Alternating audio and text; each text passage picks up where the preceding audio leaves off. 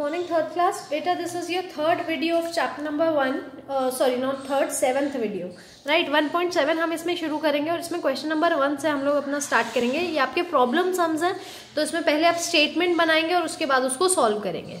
Divya want to buy a book. Divya को एक book खरीदनी है विच कॉस्ट 18.75 रुपीज़, यानी 18 रुपीज़ और 75 पैसा की जो है वो बुक है. She has 10 rupees note. उसके पास सिर्फ और सिर्फ 10 रुपीज़ का नोट है.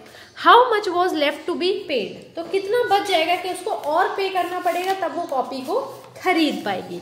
तो कैसे करेंगे, सबसे पहले यहाँ पर आप अपना चैप्टर नंबर ज़रूर लिखेंगे. चैप्टर एक्सरसाइज लिखेंगे. कौन सी एक्सरसाइज है, 1.7, और यहाँ पर आप डेट डालेंगे.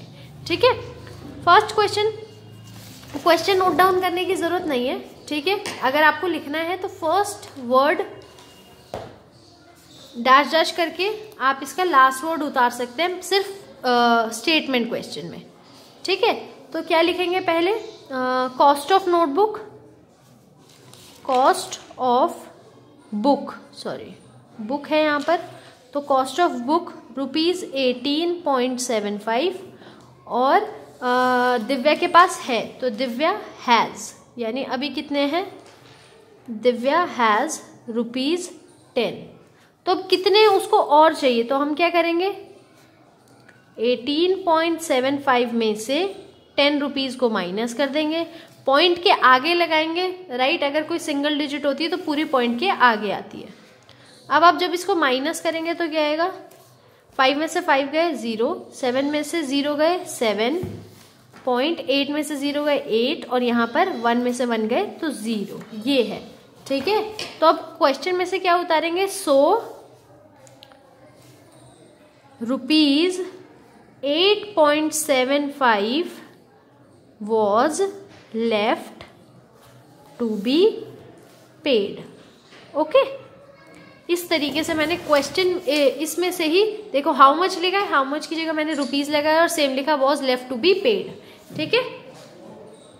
यहां पर आप लिखेंगे और यहां पर आप ऐसे भी लिखेंगे, इसमें एक स्टेटमेंट और जोड़ते हुए, money left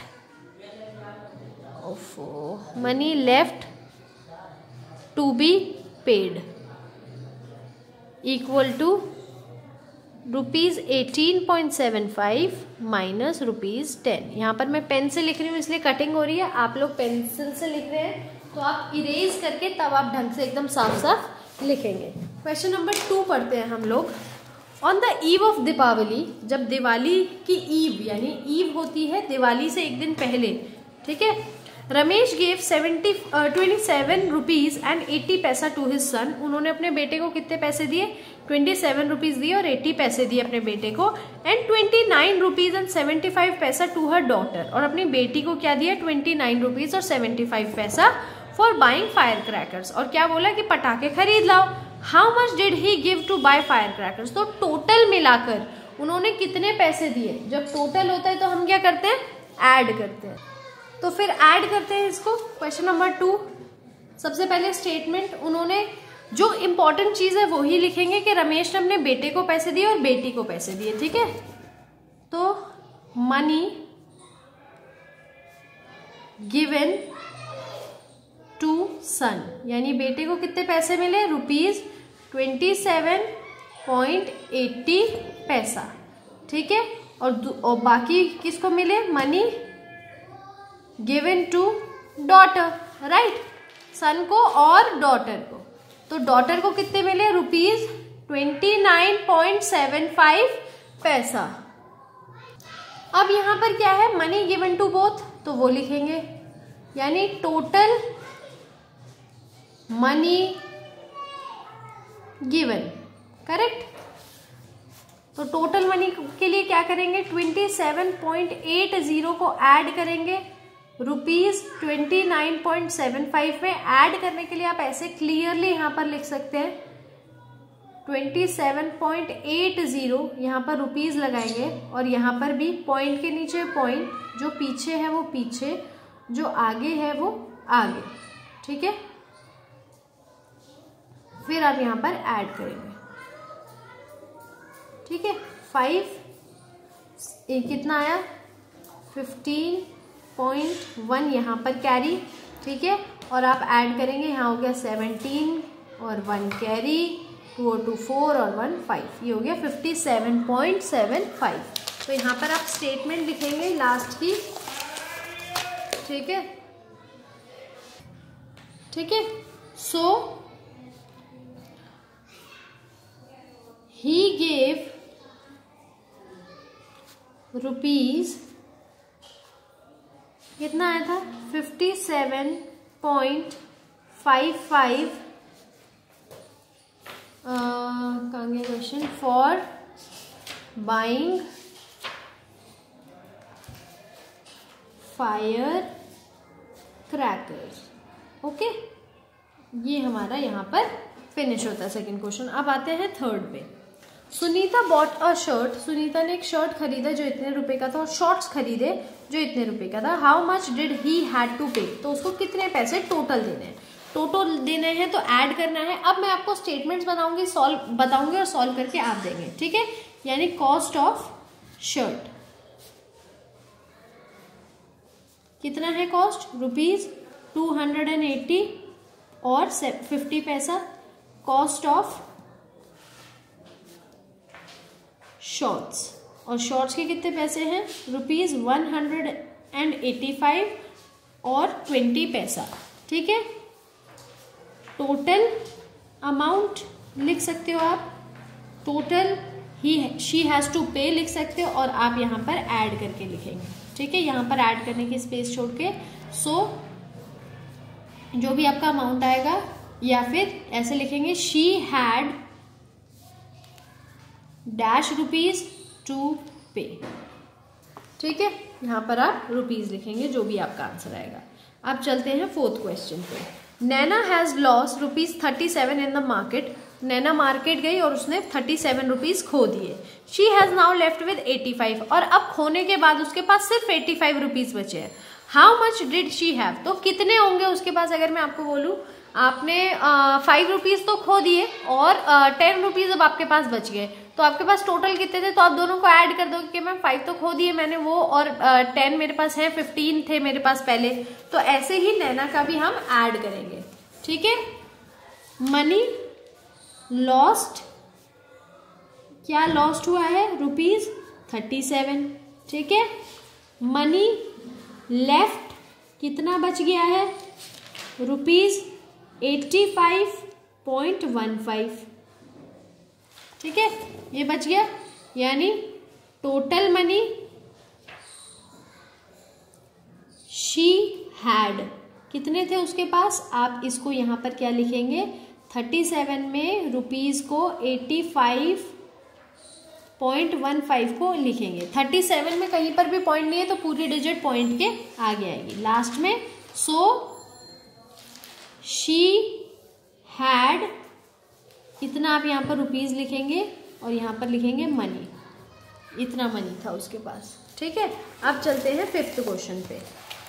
Manan bought a school bag, मनन ने एक स्कूल बैग खरीदा, ठीक है, कितने रुपीज का था, 225 रुपीज और 50 पैसा का था। एक पेंसिल बॉक्स खरीदा जो 80 रुपीज का और 25 पैसे का था, और सेट ऑफ पेन खरीदा जो 35 रुपीज और 90 पैसे का था। How much did he spend, तो टोटल उसने कितना खर्चा कर दिया, कितने पैसे जो है वो खर्च दिए।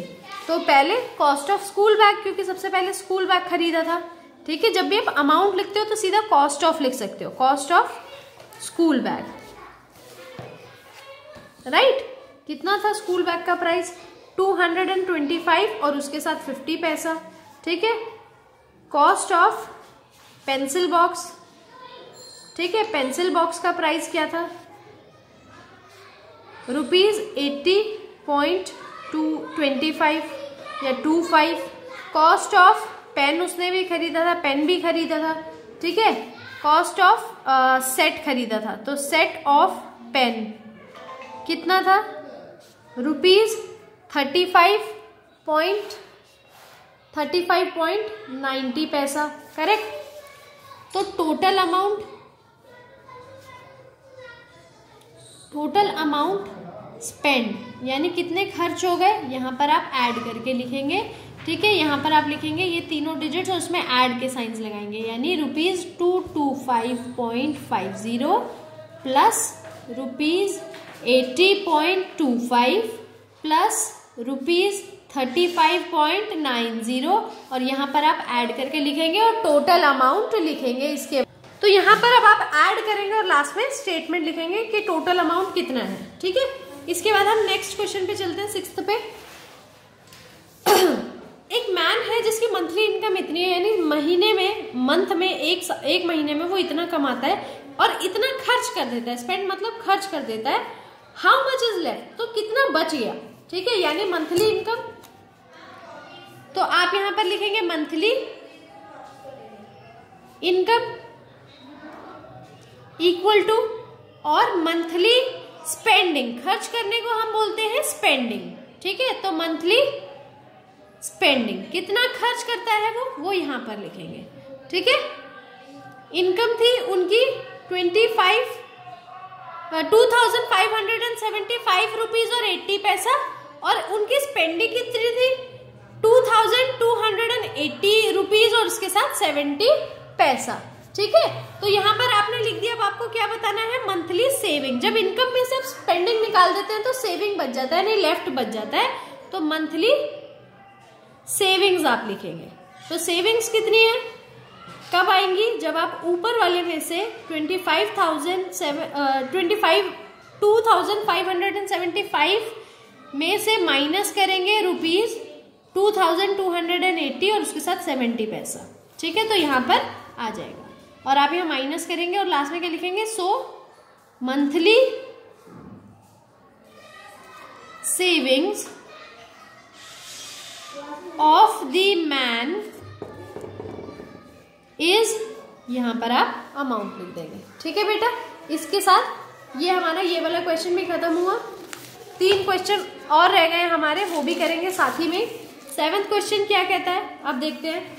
ठीक है, कॉस्ट ऑफ टीवी सेट है जिसका अमाउंट इतना है। सोनल हैज पेड इंस्टॉलमेंट, यानी जब आपके घर टीवी लगाने आते हैं, एक तो आप खरीद लेते हो, जब लगाने आते हैं तो वो अलग से पैसे लेते हैं, जिसको इंस्टॉलमेंट बोलते हैं।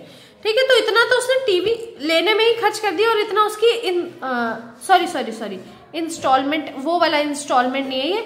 इंस्टॉलमेंट मतलब जब आप पे करते हो, ठीक है, जब आप एक चीज खरीदते हो तो उसको आप बोलते हो कि मैं एक साथ पैसा नहीं दे सकता और मैं इसको पार्ट्स में दूंगा, यानी पहले कुछ दे दूंगा, फिर 1 महीने बाद कुछ पैसे दे दूंगा, फिर 1 महीने बाद कुछ पैसे दे दूंगा।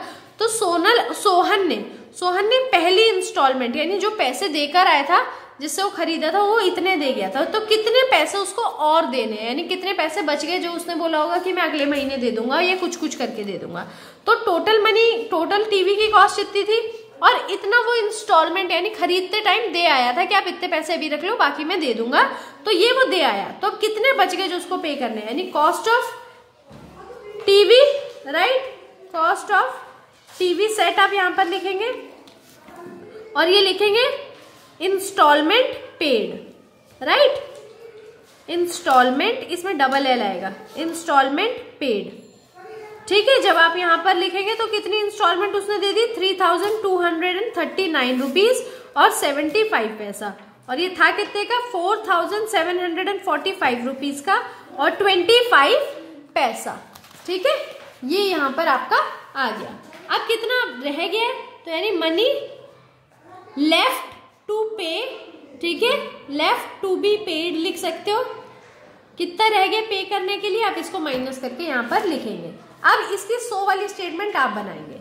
ठीक है, अब क्वेश्चन मैं आपको समझाऊंगी। 8th है, एक टेबल लैंप है जिसका कॉस्ट इतना है, ऐसे 6 टेबल लैंप खरीदे, एक का दिया हुआ है, ज्यादा का निकालना है, क्या करेंगे, मल्टीप्लाई।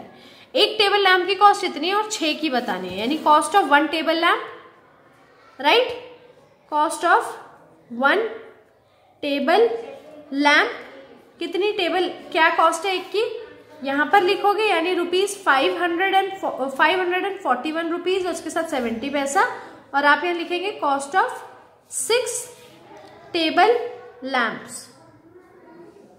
तो क्या करेंगे, इसको 6 से मल्टीप्लाई कर देंगे, जो कि आप यहां करके दिखाएंगे।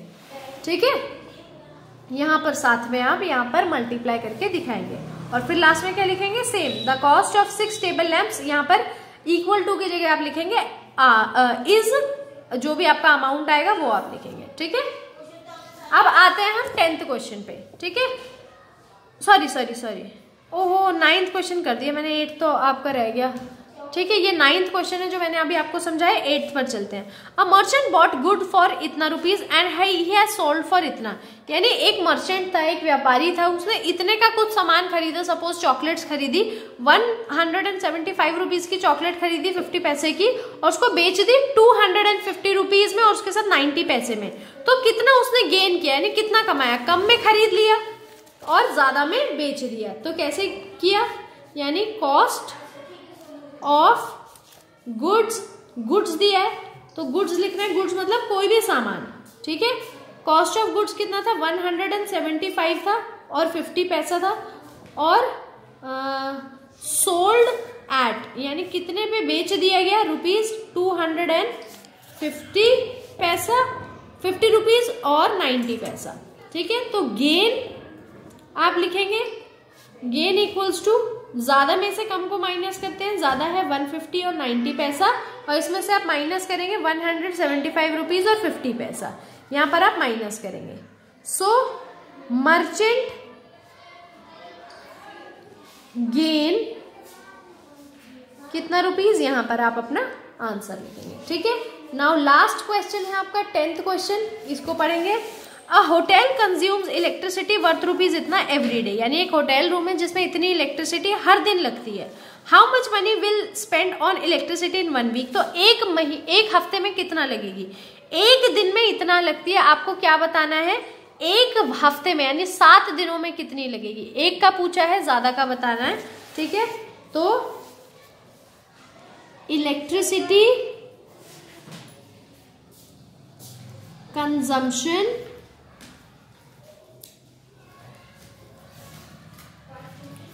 इन अ डे, यहां पर आप लिखेंगे, ठीक है, कितना एक दिन में, और फिर आप यहां लिखेंगे, सॉरी मेरा गलत हो गया, इलेक्ट्रिसिटी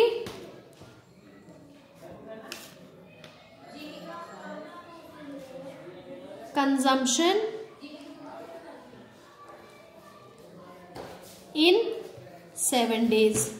ये 2 स्टेटमेंट बन गए। अगर आपका ऊपर नहीं आ रहा है तो यहाँ पर आप लाइन छोड़कर इधर लिख सकते हैं। जैसे यहाँ पर मैं लिख देती हूँ 533 रुपीज एंड 25 पैसा, ठीक है। और 7 डेज में कितना है तो मल्टीप्लाई करेंगे ये तो ऑब्वियसली, तो 533.25 पैसा मल्टीप्लाई बाय 7, यहाँ पर आप मल्टीप्लाई करेंगे और 100 लिखेंगे यहाँ पे।